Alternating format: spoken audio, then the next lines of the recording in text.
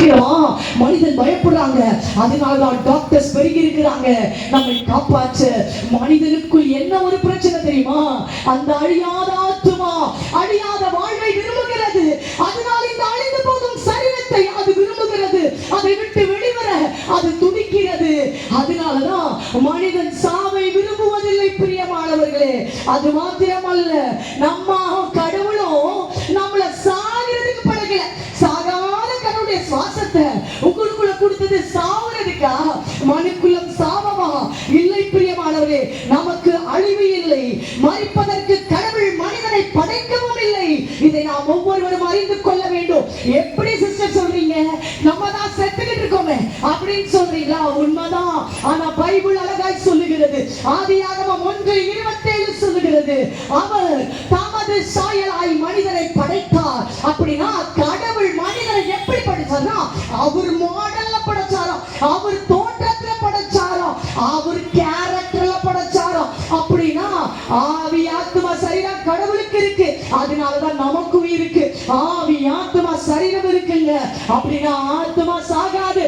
சாகாத கடவுள், சாகாத ஆவி மனிதனுக்குள் வந்தனால் மனிதனும் சாவை விரும்புவதில்லை. அவன் சரீரம் மரிப்பதை மனிதனால் ஏற்றுக்கொள்ள முடியவில்லை பிரியமானவரே. ஆனாலும் சாகுறோமே சிஸ்டர், என்ன செய்யறது? சாவை வெறுக்கிறோமே. மனுக்குலம் சாவை வெறுக்கிறது. ஏங்க சாகுறோம்? மனிதன் ஏன் மரிக்கிறான்? இது ஒவ்வொரு மனிதனும் தன் வாழ்வில் அறிந்து கொள்ள வேண்டும் பிரியமானவரே. ஏன் சாகுறான் தெரியுமா? ஆப்பிள ஃப்ரிட்ஜுக்குள்ள வச்சோம்னா நல்லா இருக்கும், அப்படித்தானே? ஃப்ரிட்ஜை விட்டு வெளியே எடுத்தோம்னா வதங்கிடுங்க. அதே மாதிரிதான் மீன் தண்ணிக்குள்ள இருந்துச்சுன்னா நல்லாவே இருக்கும். ஆனா தண்ணியை விட்டு வெளியே வந்துருச்சுன்னா செத்து போயிடும். இதுதான் இங்க முக்கியமான விஷயம். மனிதன் ஏன் சாகுறான்? மீன் தண்ணிக்குள்ள இருந்தா சாகாத மாதிரி மனிதன் கடவுளோடு ஒட்டி கொண்டிருந்தால் சாவதில்லை. அப்படின்னா கடவுளும் மனிதனும் அந்த ஆதி நாட்கள்ல ஒன்றாய் இருந்தாங்களாம். பைபிள் சொல்லுகிறது. ஆதியாகமம் 3 பைபிள்ல 8 வேதவழக்காய் சொல்லுது, கடவுள் மனிதனை ஏதேன் என்னும் தோட்டத்தில் இந்த உலகத்தை உருவாக்கிவிட்டு அவனுக்கு ஏற்றாற் போல் ஏதேன் என்னும் தோட்டத்தை வைத்தாராம். அந்த தோட்டத்துக்குள்ள ஆதாம் ஏவாள் என்ற 2 பேரை வச்சுட்டு அவங்களோட பாருங்க, அவருக்கு ஒரு உலகம் இருக்குங்க, பரலோகம் ஒரு உலகம் இருக்கு, மனிதனுக்குன்னு ஒரு உலகம் கொடுத்தாரு. அதுதான் பூமி. அந்த பூமியில மனிதனை படைச்சிட்டு அவர் பாட்டுக்கு நீ பாட்டுக்கு இருப்பான்னு விடல. அங்கிருந்து தினமும் இறங்கி வருகிறார் என்று பைபிள் சொல்லுது. மனிதனோடு பேசுகிறாராம், மனிதனோடு தினமும் பழகுகிறாராம். காலையிலே ஆதாம் ஏவாள் கடவுளின் சத்தத்தை கேட்பார்களா? ஆதாம் நீ எங்க இருக்கிற, ஏவாள் நீ எங்க இருக்கிற? தினமும் மனிதனோடு பேசி உறவாடி பழகி கொண்டிருந்தாங்க. அப்படின்னா கடவுளுக்கும் மனிதனுக்கும் ஒரு நல்ல ரிலேஷன்ஷிப், அவனுக்கும் இவங்களுக்கும் ஒரு நல்ல உறவு. ஏன்னா கடவுள் சாக மாட்டாருங்க. கடவுள் சாகாதவர். அவரோடு கூடயே ஒட்டிக்கிட்டே இருந்தனால சாக மாட்டோம். இது உண்மைதானா? உங்களால ஏத்துக்க முடியுமா? ஏத்துக்கலாங்க. ஏன்னா பூவோடு சேர்ந்த நாரும் என்ன பண்ணுமா? மணக்கும் ஒரு பழமொழி இருக்குல்ல, மேக்னெட் கூட பாத்தீங்கன்னா ஒட்டிக்கொண்ட இரும்பு துகள்கள் பல காலங்கள் அந்த இரும்பு துகள்கள் மேக்னெட்டோட ஒட்டிக்கிச்சுன்னா அந்த மேக்னெட்டிக் பவர் அந்த அயன் துண்டுகளுக்கும் என்ன பண்ணுமா? வந்துருமா. அதே மாதிரி தாங்க சாகாத கடவுளோடு தன்னை இணைத்துக் கொண்டிருந்த மனிதனுக்கும் சாவு வரவில்லை, அதுவரைக்கும் மரணம் வரவில்லை என்று வேதம் அழகாய் சொல்லுகிறது. அப்போ கடவுளும் மனிதனும் ஒன்னா இருக்கிற வரைக்கும் மரணம் வரலங்க. அப்போ கடவுளும் மனிதனும் என்ன? ஏங்க மரணம் வந்துச்சு? மரணம் ஏன் வந்தது? கடவுளுக்கும் மனிதனுக்கும் உறவு துண்டிக்கப்பட்டது. அதனால தண்ணீரிலிருந்து மீன் வெளியே வந்துருச்சு, அதனால செத்துருச்சு. அப்படி அதே போலதான் பாத்தீங்கன்னா கடவுளும் மனிதனும் ஒன்றாய் இருந்து கொண்டிருந்த நிலைமை துண்டிக்கப்பட்ட உடனே இவங்க சாக ஆரம்பிச்சுட்டாங்க. கடவுள் சாகாதவர். ஏங்க மனிதனுக்கும் கடவுளுக்கும் ஏன் பிரிவு வந்தது? எது கடவுளையும் மனிதனையும் பிரித்து போட்டது? இது நமக்கு ரொம்ப தெரியும்ல. அதனாலதான் நம்ம செத்துக்கிட்டு இருக்கோம். ஏன் கடவுளும் மனிதனும் பிரிந்து போனார்கள்? ஏன் பிரிந்து போனாங்க அப்படிங்கறத பைபிள் ரொம்ப அழகா தெளிவா சொல்லுது. ஏசாயா என்ற புத்தகம் பைபிள்ல 59ஆம் அதிகாரத்துல 2ஆம் வசனம் அழகாய் சொல்லுகிறது, உங்கள் அக்கிரமங்களே உங்களுக்கும் தேவனுக்கும் நடுவாக பிரிவினை உண்டாக்குகிறது.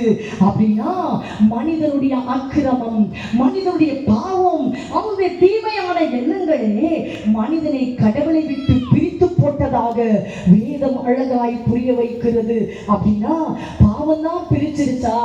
ஆமாங்க, கடவுளையும் நம்மையும் பாவம் பிரித்ததுனால வேதம் அழகாய் சொல்லுகிறது பாவத்தின் சம்பளம் மரணம் என்று.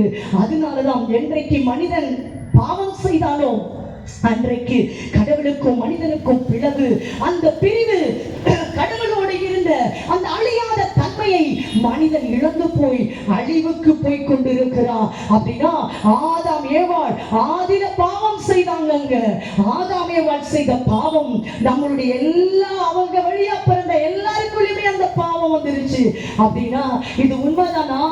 உண்மைங்க, உண்மை. நம்மளால ஏற்றுக்கொள்ள முடியும். அப்படின்னா இந்த பாவம் மனுக்குலத்தை பிரித்து போட்டது. எப்படிங்க பிரிச்சது? எப்படி பிரிக்குதுன்றதை நான் முக்கியமா சொல்ல விரும்புகிறேன். உண்மையாவே கடவுளுக்கும் பாவத்துக்கும் ஒத்துக்காதா? ஒத்துக்காதுங்க. இதை சொல்லும் பொழுது ஒரு சம்பவம் எனக்கு ஞாபகத்துக்கு வருகிறது. இமயமலையில இயேசுவை அதிகமாய் தியானிக்கிற ஒரு மகாரிஷி இருந்தாராம். அவரை குறித்து சாது சுந்தர் சிங் என்ற தேவ மனிதன் அழகாய் தெளிவாய் சொல்லியிருக்கிறார். அவரோடு அவருக்கு நெருக்கமான உறவு இருந்துச்சுங்க. அதன் மூலமாய் அவர் நிறைய ஆவிக்குரிய காரியங்களை இந்த மனிதனுக்கு புரிய வைத்தார். இந்த சாது சுந்தர் சிங் என்ற தேவ ஊழியன் சொன்ன அந்த சம்பவம், மகாரிஷியின் வாழ்க்கையில் நடந்த அந்த அனுபவத்தை அவர் சொன்னதை நான் இங்கு பகிர்ந்து கொள்ள விரும்புகிறேன். இந்த மகாரிஷி பாத்தீங்கன்னா இமயமலையில தியானித்துக் கொண்டிருக்கிறவர். அவருக்கு ஒரு தன்மை இருக்கு. அவர் கடவுளை நேராய் பார்க்கிற ஒரு நிபுணர், அந்த கிருபையை பெற்று இருந்தார். ஏன்னா 24 மணி நேரமும் சாப்பாடு இதெல்லாம் விட்டுட்டு தியானத்திலேயே கடவுளை இயேசுவை தியானித்துக் கொண்டே இருந்த அந்த மகாரிஷிக்கு ஆவிக்குள்ளாகவும் ஒரு தன்மை உண்டு. அப்படின்னு ஆவியில போய் எதையும் பார்க்கிற தன்மை உண்டுங்க. உங்க தெரியல, கூடு விட்டு கூடு போறது, அந்த மாதிரி ஆவி வெளியே வந்து எதையும் பார்க்கும். அப்படிப்பட்ட ஒரு தன்மை அவருக்கு ஒரு கிஃப்ட் இருந்தது. அவர் அப்படி ஆவிக்குள்ளாகும் பொழுது ஒரு இடத்துல, ஒரு வீட்டுல இவரும் பாத்தீங்கன்னா நிக்கிறது அவர் பார்க்கிறாரு. கூட பாத்தீங்கன்னா தூதர்கள் நிறைய பேர், ஏஞ்சல்ஸ் நின்றுகிட்டு இருக்காங்களா. கூட ஒரு வயதான ஒரு பரிசுத்த ஆத்துமா நின்று கொண்டிருந்ததா. என்ன அங்க நடக்குது அந்த வீட்டுக்குள்ள? ஒரு வாலிபன் துணிகரமா ஒரு பாவத்தை செய்யறானாங்க. இந்த 4 செவத்துக்குள்ள யாருமே என்ன பார்க்கல அப்படின்னு சொல்லி இந்த பாவத்தை வேகமாய் செய்ய அவன் முற்படும் பொழுது, அப்ப பாத்தீங்கன்னா அந்த ஏஞ்சல்ஸும் அந்த பரிசுத்தமான வயதான அந்த ஆத்மாவும் என்னது மசம், வேண்டாம் வேண்டாம் வேண்டாம், ஐயோ செஞ்சிடாத, இந்த பாவத்தை செஞ்சிடாத அப்படின்னு சொல்லி பதறாங்களாம். வேண்டாம் வேண்டாம் செஞ்சிட கூடாது. ஆனா அவனுக்கு அது கேட்கல. இவங்க இருக்கிறது கூட அவனுக்கு தெரியாது. அவன் அந்த பாவத்தை வாஞ்சையோடு செய்ய விரும்புகிறான். ஆனா இவங்களால் அதை ஏற்றுக்கொள்ள முடியல. செய்யாத செய்யாத செய்யாதன்றாங்க. ஆனால் அந்த பாவத்தை அவன் செய்து விட்டான். செய்த நொடி பொழுதிலேயே, நொடி பொழுதுல அந்த பரிசுத்தமான ஆத்மாவும் அந்த தூதர்களும் அந்த இடத்தை விட்டு செகண்ட்ல பறந்து போயிட்டாங்களாம். ஏன்னா அவர்களால் அந்த இடத்துல நிற்க முடியாது என்பதை அவர் விளக்கி அந்த மகாரிஷி சொல்லுகிறார். என்ன தெரியுமா சொல்றாரு? அவங்களால பாவம் இருக்கிற இடத்துல இருக்க முடியாது. அது யாருன்னா அந்த வாலிபனுடைய பாட்டி, பரிசுத்தமாய் வாழ்ந்து மரித்த ஒரு தாய். பாத்தீங்கன்னா அவங்களால அந்த இடத்துல இருக்க முடியலையா? அப்படின்னா ஒரு பரிசுத்தமான ஆத்மாவால பாவம் இருக்கிற இடத்துல இருக்க முடியாதுன்னா அந்த சராசரத்தை படைத்த பரிசுத்தமான கடவுள் அவரை என்னன்னு சொல்றாங்கன்னா, பாவத்தை பார்க்காத சுத்த கண்ணன் என்று வேதம் அழகா யாபகம் 1:13 பைபிள் சொல்லுதுங்க. அவருக்கு பாவனால என்னன்னு தெரியாதா? இந்த உலகத்தை படைத்த கடவுளை குறித்து வேதம் எவ்வாறு சொல்லுகிறது, எவ்வாறு விவரிக்கிறது தெரியுமா? கடவுளுக்கு பாவம் தெரியாதா? பாவம் செய்ய தெரியாது, பாவம் பிடிக்காது, அவரால பாவத்தை பார்க்க கூட முடியாது. அப்படிப்பட்டவர். அப்படின்னா பாவம் என்ன செய்தது? பாவம் மனிதனுக்குள் வரும் பொழுது எப்படிங்க கடவுள் மனிதன் ஒன்றா பேசி பழகிட்டு இருந்த ஆதாமியவாளால எப்படி கடவுளோடு பழக முடியும்? யோசித்து பாருங்க. பாவம் என்ன செய்தது தெரியுமா? மனிதனுக்கு கடவுள் கொடுத்த மகிமையை எடுத்து போட்டதா. என்ன மகிமை தெரியுமா? அந்த சாகாத ஒரு வாழ்வு அந்த மனிதனை சூழ்ந்து கொண்டிருந்தது. அந்த வாழ்வு மனிதனை விட்டு போனது. எதனால் போனது? கடவுளோடு இருந்த உறவு துண்டிக்கப்பட்டதினால் போனது. வேதம் பைபிள் அழகாய் சொல்லுகிறது. ரோமர் 3:23 சொல்லுகிறது, எல்லோரும் பாவம் செய்து தேவ மகிமையை அற்றவர்களானார்கள். அப்படின்னா என்னங்க மகிமைனா என்ன சிஸ்டர் அப்படின்னு கேட்பீங்கல்ல. கடவுள் மனிதனுக்கு ஒரு மகிமையை கொடுத்திருந்தார். கடவுள் மனிதன் ஒன்னா சேர்ந்து பழக பழக மகிமை வந்துச்சு மனிதனுக்கு.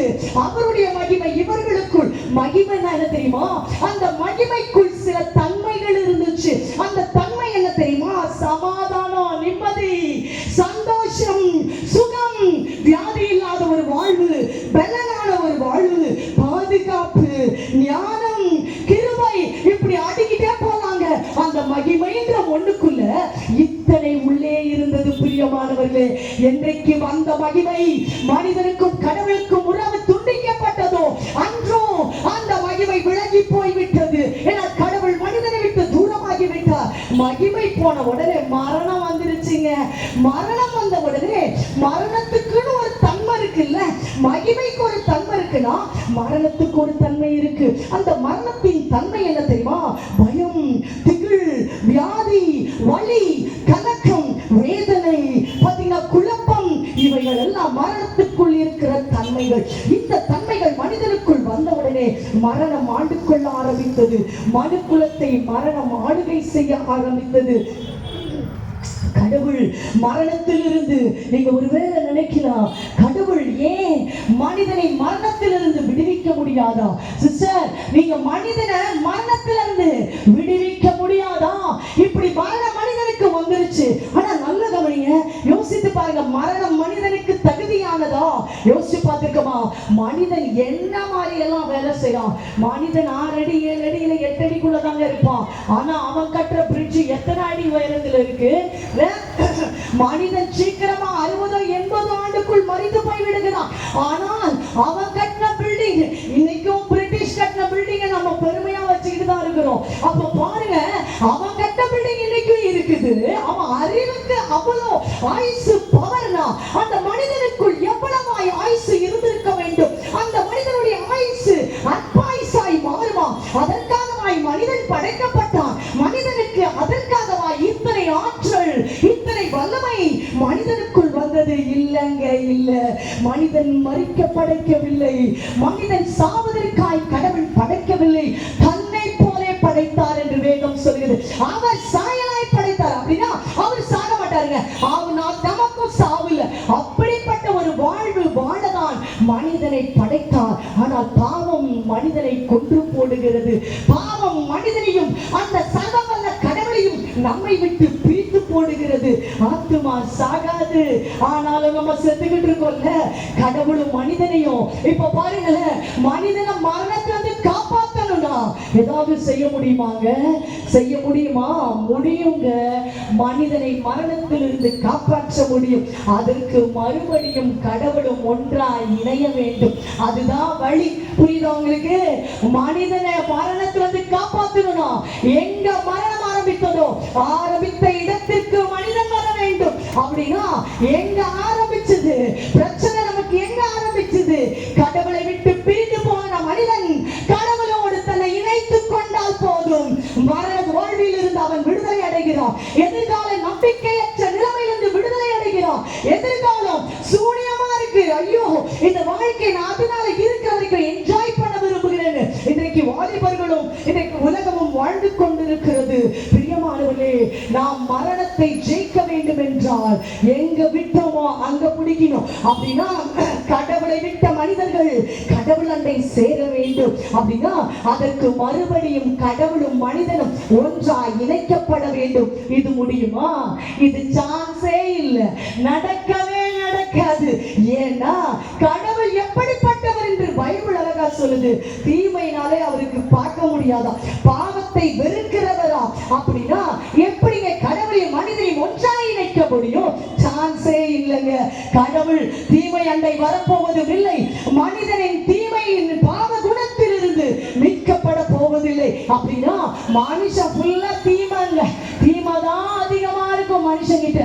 நன்மைன்றது கொஞ்சம் தான் இருக்கும். அப்படிதானே? நீங்க உட்கார்ந்துருக்கவங்க எத்தனை பேர் ஒத்துக்கிறீங்க நான் சொல்றது? ஒரு அலையா சொல்லுங்க. ஹல்லேலூயா. மனுஷனுக்குள்ள நல்லது அதிகமா கெட்டது அதிகமான்னு கேட்டா கெட்ட புத்தி தான், துர்க்குணம் தான் அதிகம். அப்படிதான் பைபிள் சொல்லுது. அப்ப பார்த்துக்கோங்க, பைபிள் ரொம்ப அழகாய் சொல்லுகிறது. நாம் என்ன பண்ணணும்? கடவுளும் மனிதனையும் ஒன்றாய் இணைத்து விட்டோம் என்றால் நிச்சயமாய் மனிதனின் பிரச்சனைகளுக்கு விடிவெளி. இது உண்மையா? அப்ப இது நடக்குமா? நடக்காதுங்க. ஆனா கடவுள் மனிதனை நேசிக்கிறாரா? உண்மையாக நேசிக்கிறார். என் வீட்டுல நான் நாய்க்குட்டி வளர்க்கிறேன்னு வச்சுக்கோங்களேன். அந்த நாய்க்குட்டியை ரொம்ப பாசமா நேசமா நான் வளர்த்துட்டு இருக்கேன். ஆனா அந்த நாய்க்குட்டி என்ன பண்ணுது? எங்க வீட்டுல அழகான கார்பெட் போட்டு வச்சிருக்கேன், ஹால்ல வந்து ஆய் போயிருச்சு. என்ன பண்றதுங்க? நாய்க்குட்டியை தூக்கி போட முடியுமா என்னால? நான் என்ன பண்ணுவேன்? அந்த அசுத்தத்தை நான் கிளீன் பண்ணிட்டு அந்த நாய்க்குட்டியை திருப்பி கொஞ்சுவேன். அப்படிதானே? இதுதான் நம்மளுடைய அன்பு. ஒரு சாதாரண மனுஷனுடைய அன்பே இப்படி என்றால், உனக்கு சுவாசம் கொடுத்து மனுக்குலத்தை உருவாக்கின கடவுளின் அன்பு சும்மா இருக்குமா? இருக்காதுங்க. கடவுள் நம்மை நேசிப்பது உண்மையா? உண்மைதான். ஆனால் கடவுள் அண்டை சேர முடியுமா? சேர முடியாது. ஏன்னா நம்ம ஃபுல்லா பாவம் வச்ச தலையில இருந்து கால் வரைக்கும் கெட்ட புத்தி தான் நமக்கு இருக்கு. பொறாம, அவன் வீடு கட்டிட்டானா பொறாம வருது. அப்படிதானே? ஏதாவது சொல்லிட்டா எரிச்சல் வருது. அப்படிதானே? யாராவது ஏதாவது பண்ணிட்டா பழி வாங்கியே ஆகணும்னு நினைக்கிறோம். எல்லாம் கெட்ட கெட்ட புத்தி இல்ல. நமக்கு மேல மொத்தம் முன்னேறிட்டானா அவனை எப்படா கீழே அடிச்சு தள்ளிட்டு நம்ம அவனுக்கு மேல போலாம் நினைக்கிறோம். இப்படி லிஸ்ட் அவுட் பண்ணிட்டே போலாம்ல. நம்முடைய கெட்ட பாவ துர்குணம் கடவுளையும் நம்மையும் ஒன்றாய் சேர விடாது. அப்படியா? இது உண்மையா? உண்மைங்க. ஒரு சம்பவத்தை அந்த மகாரிஷி வாழ்வில் நடந்ததை அவர் சொன்னதை நான் சொல்ல விரும்புகிறேன். ஒரு முறை இந்த மகாரிஷி இயேசுவை தியானித்துக் கொண்டு ஜபத்தில் இருக்கும் பொழுது ஒரு சம்பவம் நடந்ததா. அவர் ஆவிக்குள் மறுபடியும் ஆகும் பொழுது ஒரு ஆத்துமா அழுகுறதை கேட்டார். ஐயோ ஐயோ, என்னை காப்பாத்துங்க, இந்த நரகத்துக்கு நான் போக மாட்டேன் அப்படின்னு சொல்லி ஒரு ஆத்துமா கதறினதா. ஐயோ என்ன ஆச்சு? ஏன் இந்த ஆத்துமா இப்படி கதறுது என்று அவர் அதிகத்தில் பேச ஆரம்பித்தார். ஆவிக்குள்ளாய் இருக்கும்போது அவர் பேசும்போது அந்த ஆத்துமா சொல்லிச்சான், நான் வந்து இந்த பூமியில பஞ்சாப் தேசத்துல வாழ்ந்தேன், ஒரு போலீஸா வாழ்ந்தேன். என் சரீரத்தை இச்சைக்கு விபச்சாரத்துக்கும் விளைசித்தனத்துக்கும் விட்டுட்டேன். அதனால இப்ப நான் செத்த உடனே என்ன நரகத்துக்கு போகணும்னு சொல்றாங்க. என்னால போக முடியாது. யாராவது என்ன எப்படியாவது காப்பாத்துங்க, என் ஆத்துமாவை நரகத்திலிருந்து காப்பாத்துங்க ப்ளீஸ் அப்படின்னு சொல்லி கெஞ்ச துவங்கியதா. இந்த மகாரிஷி நல்லா ஜெபிப்பார்ல, அவர் கடவுளை பார்க்கிற கிஃப்ட் உடையவர்ல. அதனால அவர் இன்னும் பாத்தீங்கன்னா தன் தியானத்தில் அப்படியே உட்கார்ந்துட்டாராம். ஜெபிச்சு பிரேயர் பண்ணி கடவுளே இந்த ஆத்மாவை காப்பாத்துங்க, இந்த ஆத்மாவை ப்ளீஸ் எனக்காக காப்பாத்துங்க அப்படின்னு கெஞ்ச துவங்கினார் ஜெபத்தில். உடனே அங்க என்ன நடந்தது? ஒரு தூதன் தோன்றினார். தோன்றி சொல்றானா, இது நடக்காது அப்படின்னு சொன்னானா. அப்பையும் அவர் விடல. பிடிவாதமாய் கடவுளோடு பேச ஆரம்பித்தாரு. எனக்காக இந்த ஆத்மாவை எங்க கூட்டிட்டு போகணும்? பரலோகத்துக்கு கூட்டிட்டு போகணும். உடனே அந்த தூதன் தோன்றி சொன்னானா, சரி கடவுள் உன் ஜபத்தை கேட்டா, இந்த ஆத்மாவை சொர்க்கத்துக்கு கூட்டிட்டு போறதுக்கு ஓகே சொல்லிட்டாரு, வா அப்படின்னு சொல்லி அந்த ஆத்மாவை இந்த மகாரிஷிக்கு முன்பாகவே அந்த தூதன் கூட்டிக் கொண்டு பரலோகத்துக்கு போனானா. அந்த சொர்க்கத்தை தூரத்திலிருந்து பார்க்கும்போது ஒரு மங்கின வெளிச்சம் கிட்டே நெருங்க அந்த வெளிச்சம் இன்னும் அதிகமாய் பிரகாசிக்க ஆரம்பிக்கிறது. பரலோக பிரகாசமாய் இருக்கிறது. பரலோக வெளிச்சம் மிக பிரகாசமாய் இருக்கிறது. கிட்டே நெருங்க வெளிச்சத்தின் அண்டையில் அந்த ஆத்மா கிட்டே போக இந்த மகாரிஷிக்கு பயங்கரமான ஒரு அதிர்ச்சி. என்ன அதிர்ச்சி பாத்தீங்கன்னா, அது கைய உதறிட்டு வந்த இடத்துல ரிவாஸ்ல போயிட்டு அதுவே போய் அந்த நரக பாதாளத்தில் விழுந்து விட்டதா. இவருக்கு பயங்கர ஷாக்கு. கடவுள் எப்படியோ புண்ணியமா இந்த ஆத்மாவை எங்க விட்டாரு? பரலோகத்துக்கு விட்டா. இந்த ஆத்மா பரலோகத்துக்கு போகாம எங்க போகுது? திரும்பி பாதாளத்துக்கு போகுது. இது என்னது என்று அவருக்கு புரியல. அடுத்த நொடியில் அந்த தூதன் தோன்றி சொன்னானா, நான் சொன்னேன்ல இது முடியாதுன்னு. ஏன் முடியாது? கடவுள் எல்லோரையும் நேசிக்கிறார். கடவுள் எல்லோரும் தன்னண்டை சொர்க்கத்தில் வாழ விரும்புகிறார். ஆனா எப்படின்னா, அதுக்கு உதாரணம் சொல்ல விரும்புகிறேன். ஒரு மனுஷனை பயங்கரமான சிறைக்குள்ள பாத்தீங்கன்னா, பூமி கடியில் இருக்கிற ஒரு சிறைக்குள்ள குடோன் மாதிரி இருக்கிற சிறையில அடைச்சு வச்சு சூரிய வெளிச்சத்தையே அவன் பார்க்கலனா, பல ஆண்டுகள் கழித்து அந்த சூரிய வெளிச்சத்தை அவன் பார்க்கும்போது என்ன நடக்கும்? பார்க்க முடியுமாங்க? என்ன நடக்கும்? கண் என்ன பண்ணுமா? கூசும். கண்ணு பார்க்க முடியாது சூரிய வெளிச்சத்தை. அதே மாதிரி தாங்க அந்த தூதன் அழகாய் புரிய வைத்தானா, கடவுள் சேர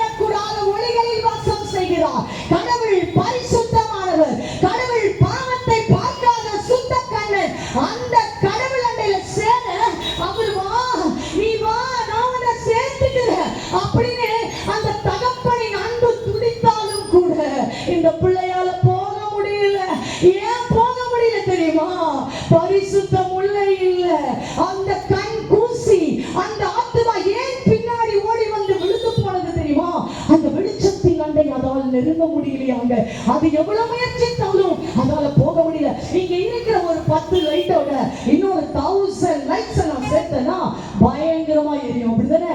அந்த 1000 லைட்ஸோட சேர்த்து ஒரு இருட்ட ஒரு பாக்ஸ்ல புடிச்சு வந்து வைக்க முடியுமா? வைக்க முடியாதுங்க.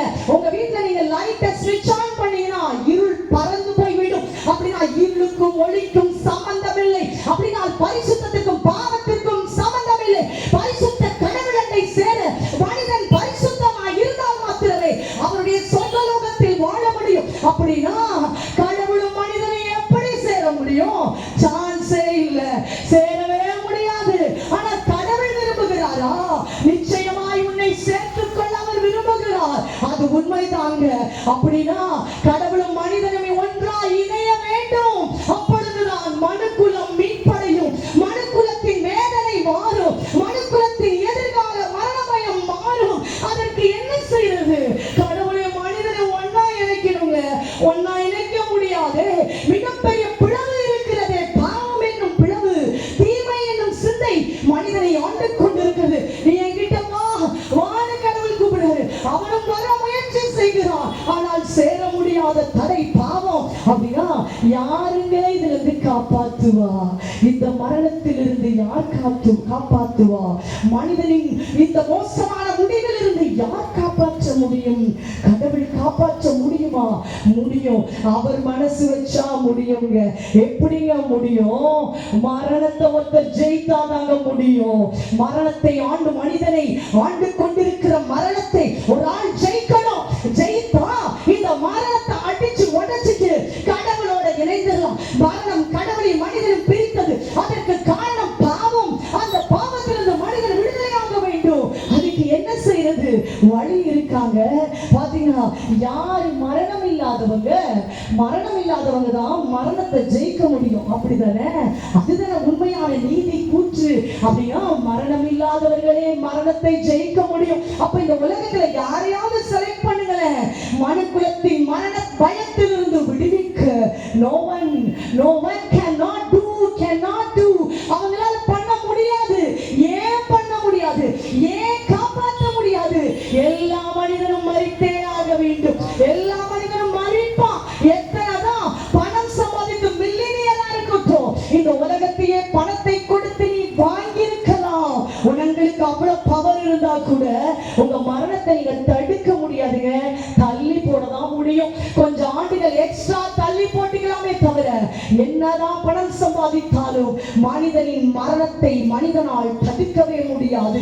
அது நடக்க போவதில்லை. உலகம் அந்த பாவத்தில் மனிதன் என்றைக்கு விழுதானோ அன்னையிலிருந்து அப்படி ஒரு சம்பவம் நடந்ததே இல்லை. யாரும் சாகாதவர்களா இன்னும் வாழ்ந்து கொண்டிருக்கிறார்களா? இல்லை பிரியமானவர்களே. மனிதனாய் பிறந்தால் மரித்துதான் ஆக வேண்டும் என்பது நேமிக்கப்பட்ட ஒன்றாய் இருக்கிறது. மரணத்தை தோற்கடிக்க வேண்டும். மரணத்தோடு யாராவது ஒருவர் போர் செய்ய வேண்டும். மரணத்தோடு நீ யுத்தம் செய்ய வேண்டும். யுத்தம் செய்கிற ஒரு நபர் வேண்டும். மரணத்தை அழிக்கிற ஒரு வல்லமையான, மரணத்தை விட வல்லமையான ஒரு மனிதன் வேண்டும். அது யாரு? இந்த உலகத்துல யாருமே இல்லைங்க.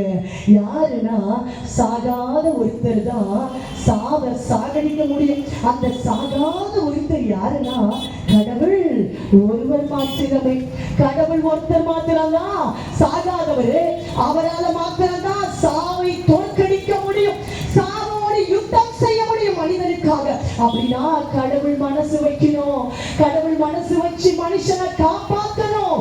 அதுக்குதான் பாத்தீங்கன்னா வேதம் அழகாய் சொல்லுகிறது. கடவுள் மனசு வச்சாரு. கடவுள் மனிதனை காப்பாற்ற விரும்பினார். இந்த மரணம் என்றும் தன்மை, வியாதி, வேதனை, போராட்டம், துன்பம், மன உளைச்சல், கொடுமை, எத்தனை கஷ்டம் மனிதனுடைய வாழ்க்கையில. இதெல்லாம் மரணத்தின் தன்மைகள். அது முடிவு மரணமாய் முடிந்து விடுகிறது. அதிலிருந்து மனிதனை காப்பாற்ற கடவுள் மனம் வைத்தார். கடவுள்னு சொல்றதை விட ரொம்ப அழகான வார்த்தை சொன்னா உங்களோட அப்பான்னு சொல்லலாம். அப்படிதானே? அப்பா, நம்முடைய அப்பா. அப்படின்னா எப்படி? என்ன சிஸ்டர் அப்பான்னு சொல்றீங்க? எப்படிங்க அப்படின்னு நினைக்கிறீங்களா?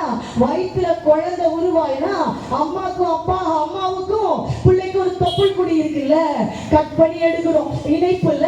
அந்த மாதிரி தாங்க கடவுள் மனிதனுக்குள் ஜீவ சுவாசத்தை அப்படின்னு ஊதி மனிதனை ஜீவாத்மாவாக்கினார். அப்ப என்னன்னு சொல்றது? அவரு கடவுள்னு சொல்றதா அப்பான்னு சொல்றதா?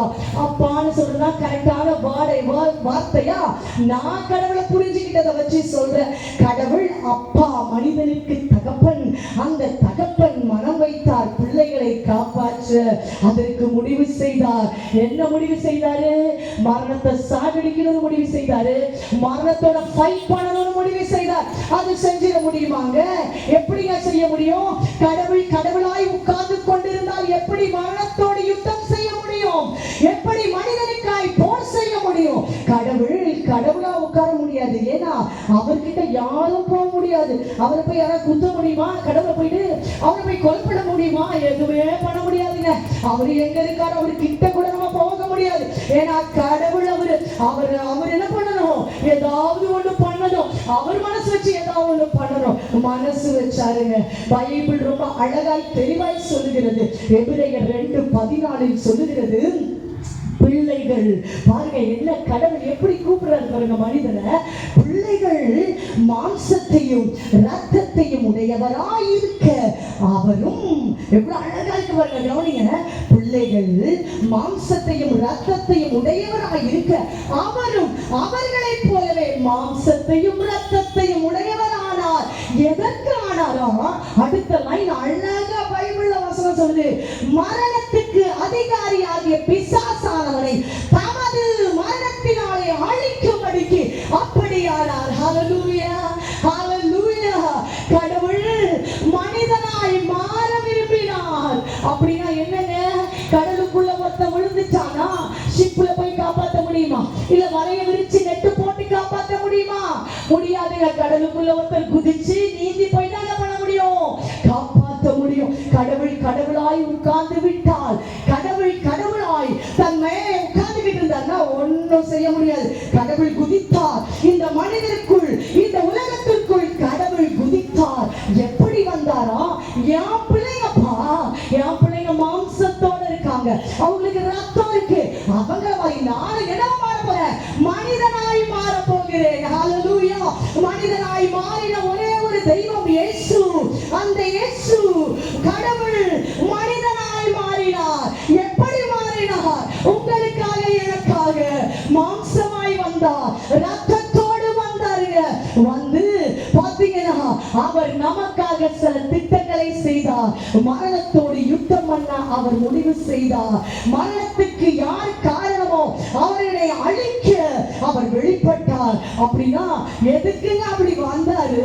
அப்படின்னா பாவத்தை கொண்டு வந்த ஒருத்தனை சாகடிக்க, பாவத்தை மனிதனுக்குள்ள கொண்டு வந்து மனிதனையும் கடவுளையும் பிரித்த பிசாசை கொல்ல.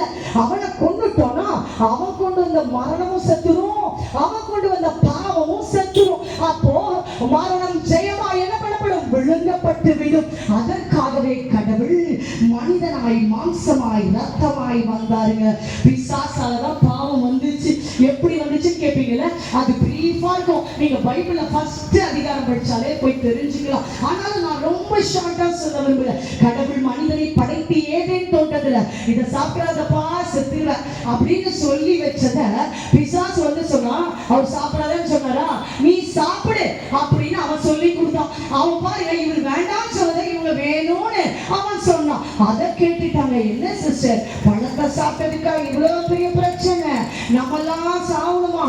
சந்ததியா மறித்து கொண்டு இருக்கிறோமே நீங்க கேட்கலாங்க.